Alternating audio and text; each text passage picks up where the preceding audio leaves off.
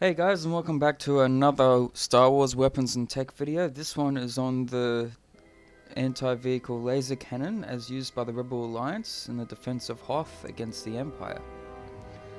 Now, the anti-vehicle laser cannon, or its full name, the 1.4 FDP Tower anti-vehicle laser cannon, was built by Atgar Space Defense and used extensively by the Rebel Alliance. The cannon's basic yet rugged design proved to be of great use in many theatres of war, and especially in the extreme low temperatures on the ice planet of Hoth, which is why you see the Rebel Alliance use it there.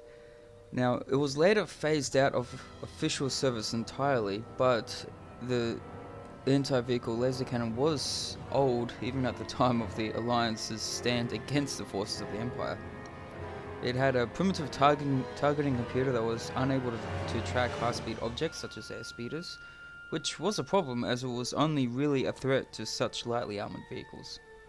And the blast barely warmed the armour of an AT-AT, as you see in one of the scenes in episode 5. But the cannon did, however, prove highly effective against individuals on foot, particularly armoured stormtroopers. Although the P-Tower had many disadvantages, it was used extensively by the Rebel Alliance and had a number of good points. It had a Hadrium iode tracking system which enabled it to follow a target in any weather, which, when combined with its hardiness, a 360 degree field of fire and its maximum of 10 kilometer range, it did go some way to explaining its longevity in the face of arguably superior opposition. Now, the cannon was also fairly quick to produce, a useful factor for any army constantly on the move and in need of rapid support. But an important piece of field weaponry, due mainly to its ready availability, the anti-vehicle laser cannon was a workhorse, but it was also quite vulnerable. Now, the minimal armor plating protected the computer and battery, but left the 4-man crew out in the open. Now, in order to fire the weapon, of course, the 16 micropower routers and 8 energy conversion cells all had to be charged, resulting in a firing frequency of only about 1 shot every 10 seconds. But if just one of the converters burnt out, the weapon will be disabled, so the failure rate in combat was therefore quite high. Fortunately, though, the tower was relatively inexpensive to manufacture and not too valuable to be left behind, and many beleaguered field commanders were frequently tempted to do just that. Attempts were made to upgrade the weapon, specifically to increase its range and power, and these experiments were, however, quite unsuccessful. The slow rate of fire and the vulnerability of the gun crew were the principal reasons for the laser cannon being finally withdrawn from active service.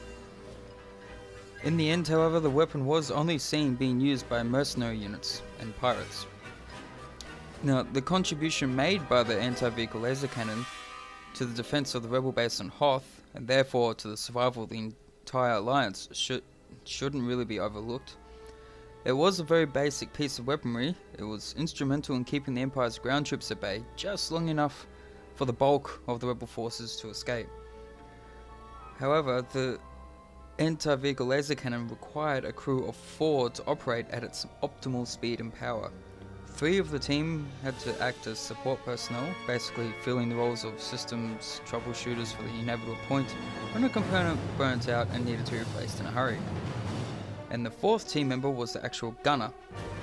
The laser cannon possessed a targeting scope and other manual controls, but many operatives were reluctant to stand too close to a machine that tended to have a bad habit of spraying hot sparks from its exploding converter. So gunners, they tended to make use of the artillery remote control, which was packaged with the cannon, or it was adapted for use with it if it didn't actually come with one.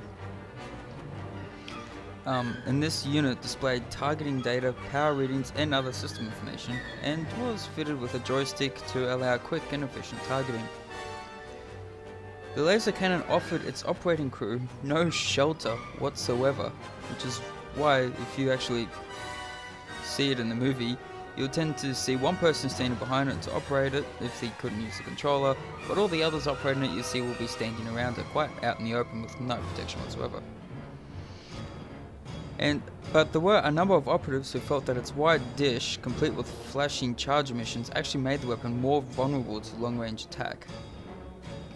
And the need for the operators to be close by to replace components and to guarantee a strong signal from the remote meant that the crew had to remain dangerously visible whilst in the heat of battle. Now, in the end, with this cannon, it's fair to say that it was not the most popular laser cannon available, but its versatility and robustness and how cheap it was just tended to allowed it for a lot of people to be able to just buy it and use it in bulk. But everyone who operated it or had to rely on it in any way, man, they soon found out why it wasn't very popular and they just hated the weapon. And that is the summary of the GAR 1.4 FD P-Tower anti-vehicle laser cannon as seen used by the Rebel Alliance, which was one of the sole users of that laser tower. Now, as usual, be sure to drop a like if you like the video and subscribe for more, as both actually really help out the channel quite a bit. And I'll see you guys all in the next one. Take care, guys.